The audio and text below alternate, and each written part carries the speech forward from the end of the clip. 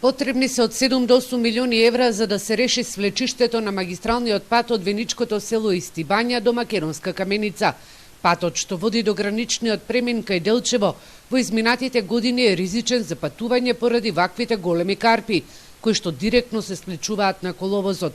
Крајниот исток постојано има отежнат сообраќај на патници и стока. Директорот на предпријатието за државни патишта Зоран Китанов вели дека потребна е нова студија за решавање на проблемов, а при претходната реконструкција имало и шанса да се решат свлечиштата.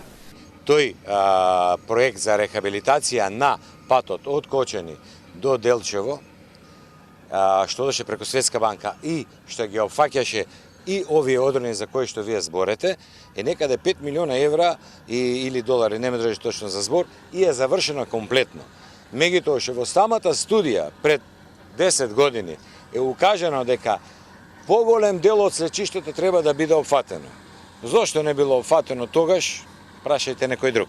Во моментов свлечиштето е санирано, додека се чека на новите проекти при вакви одруни. Жителите од Македонска Каменица и Делчево со автомобилите патуваат низ планината Бигла, додека камионите мора да кружат преку Берово и Пехчево.